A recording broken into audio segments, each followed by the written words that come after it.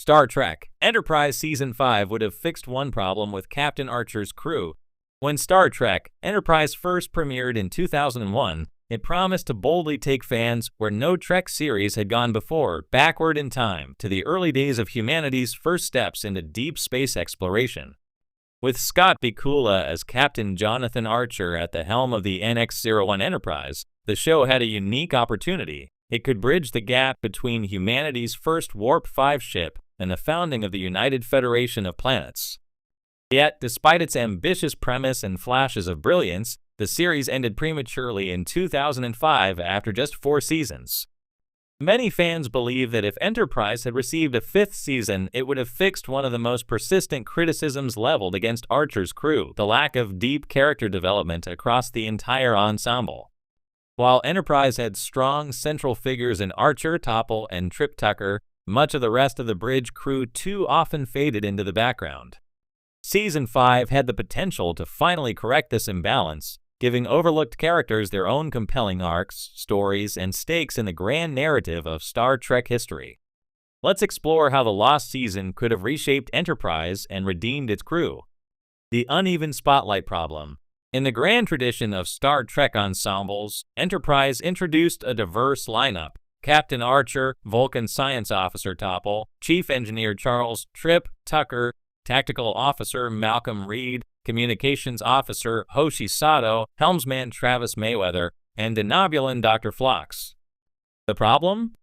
While Archer, Topol, and Trip received multi-season storylines ranging from romantic entanglements to Vulcan politics to emotional tragedies, the rest of the crew largely stagnated. Malcolm, Hoshi, Travis, and even Phlox rarely received the same narrative investment, despite being ripe with potential. This imbalance created a perception among fans that Archer's crew, while likable, wasn't as memorable or fleshed out as ensembles from the Next Generation or Deep Space Nine. Imagine if Enterprise Season 5 had been the corrective course, a chance to elevate every member of the NX-01 to their rightful place in Trek canon. Hoshi Sato. From linguist to diplomat, Linda Park's Hoshi Sato had one of the most fascinating starting points in Star Trek history. A brilliant linguist who was initially terrified of space travel. Her journey should have mirrored humanity's own leap from fear of the unknown to confident exploration. Unfortunately, Hoshi rarely grew beyond her early anxieties on screen. Season 5 could have turned her into the Federation's first great diplomat in training. With humanity negotiating alliances and treaties leading toward the United Federation of Planets, Hoshi's skills would be indispensable. Imagine her spearheading first contact scenarios where universal translators faltered, forcing her to rely on intuition, cultural awareness, and linguistic brilliance. By giving Hoshi arcs where her expertise resolved conflicts that weapons couldn't, Season 5 could have positioned her as a precursor to figures like Uhura, and even paved the way for the Federation's hallmark of diplomacy first engagement.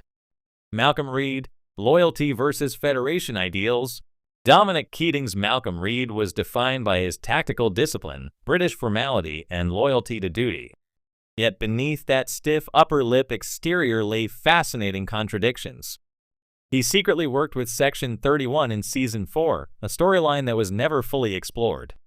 Season 5 could have expanded this thread, testing Reed's loyalties as Archer's dream of a Federation began clashing with Section 31's shadowy objectives.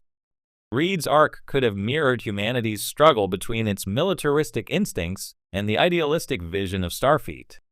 Does he follow orders from Archer, who embodies transparency and trust, or Section 31, which represents pragmatism at any cost?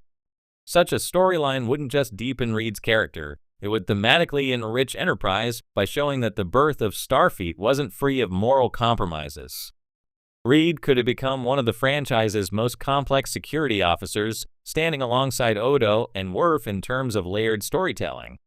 Travis Mayweather, finally at the helm. Of all the underutilized characters on Enterprise, Anthony Montgomery's Travis Mayweather arguably had the most wasted potential. A boomer born and raised on a cargo freighter traveling between the stars, Travis should have been the most experienced spacefarer on the crew.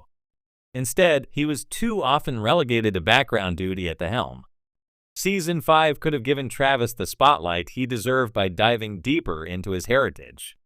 Perhaps the NX-01 encounters a growing boomers union, a faction of independent traders struggling to adapt to Starfleet's expanding authority. Travis, caught between his past and his future, would have to navigate his loyalty to Archer with his cultural ties to the freighter community. Even more compelling, Season 5 could have set up Travis as a mentor figure for younger pilots, cementing his role as a pioneer in Starfleet's early flight training programs. Finally, Mayweather would step out of the shadows and become the quintessential helmsman. Dr. Phlox, the ethics of medicine in Starfleet. John Billingsley's Dr. Phlox was one of the breakout favorites of Enterprise, a denobulan with warmth, curiosity, and humor. Yet despite his popularity, Phlox's storylines rarely moved beyond quirky alien medicine. Season 5 could have elevated Phlox by tackling the ethical dilemmas that would eventually define the Federation's medical standards. Would Phlox push for denobulan medical practices to be integrated into Starfleet protocol? How would he handle conflicts between cultural traditions and universal rights?